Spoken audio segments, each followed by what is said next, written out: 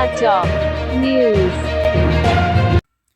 साथियों नमस्कार, स्वागत है आपका हमारे चैनल जनता टॉप न्यूज में। मैं सुरेश कुमार, आप देख रहे हैं इस समय मुजफ्फरनगर की खबर।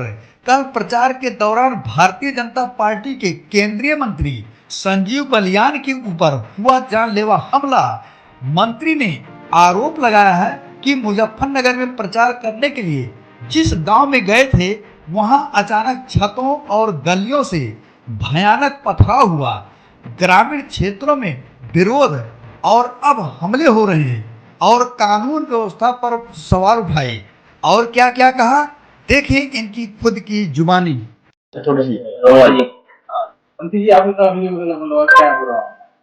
कल करीब 8 साढ़े 8 बजे की बात है। रात के मड़ गांव है, बड़ा प्यारा सा छोटा सा गांव है। भारतीय जनता पार्टी का हमेशा से स्नेह करने वाला गांव।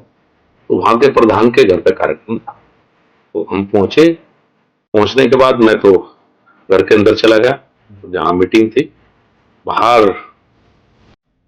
एकदम से कुछ नवयुवक आए, मास्क पहने हुए थे और मुंह पे कपड़ा लपेटा हुआ था। तो पहले गाड़ियों पे लाठी डंडों से हमला किया और उसके बाद कुछ घरों से इंटरलॉक पहलों से पथराव शुरू हुआ।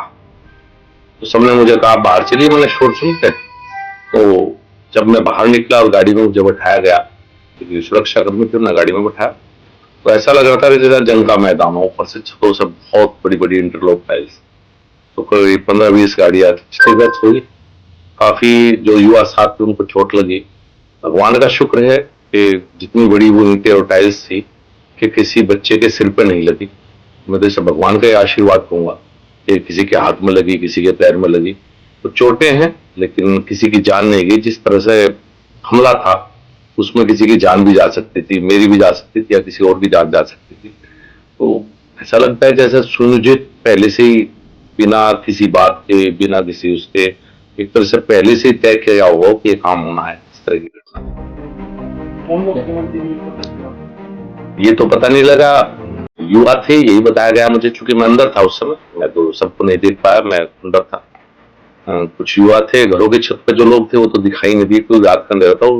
वहां पहले से बल्ब भी बंद कर दिए गए थे उस गली में, टोटी में। जैसे बाहर लाइट है, आजकल तो सब गाँव में लाइट है, तो पहले लाइटें बंद थी। तो छत पे भी शायद ये दिखाई नहीं दे पाए कि कौन थे। बाकी जो कुछ वीडियो आई है उन्हीं के द्वारा मैंने भी देखा है, कुछ नवयुवक थे।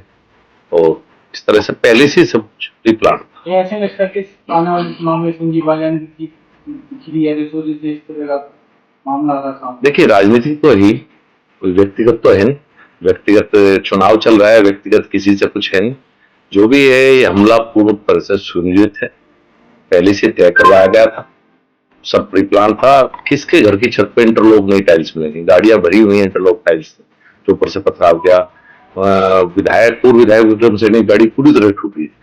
ईश्वर का आशीर्वाद है वो मेरी गाड़ी में बैठ के, अगर वो अपनी गाड़ी में बैठते तो पता नहीं उस समय परिस्थितियों में क्या होता। जिस तरह के हालात उस समय पर वहां पैदा हुई, जो भगदड़ वहां थी।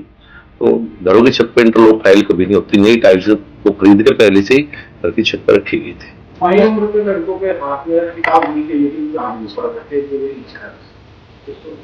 देखिए मैं, जो आपने कहा, मैं भी इस बात से चिंतित हूँ कि हमारे युवाओं को किसी न किसी बात पर दिग्भ्रमित किया जा रहा है।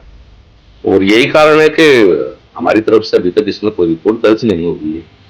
क्योंकि कोई भी युवा है, मैं नहीं चाहता कि उसके मुकदमों के द्वारा उसका वो हो सकता है किसी ने उनको भड़काया हो। वो पुलिस जांच का विषय है, पुलिस अपने आप करेगी।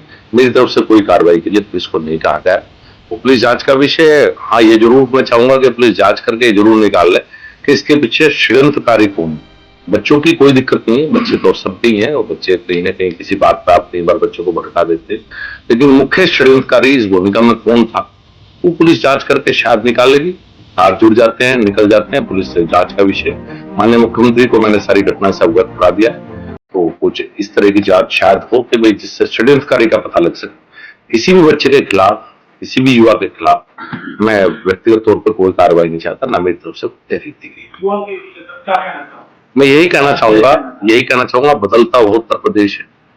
10 साल से देश में योगी जी और 7.5 साल से प्रदेश में योगी जी ने जिस तरह की कानून व्यवस्था का वातावरण तैयार किया है, आज हमारे युवा पुलिस फौज की भर्ती की तैयारी करते हुए मिलते हैं।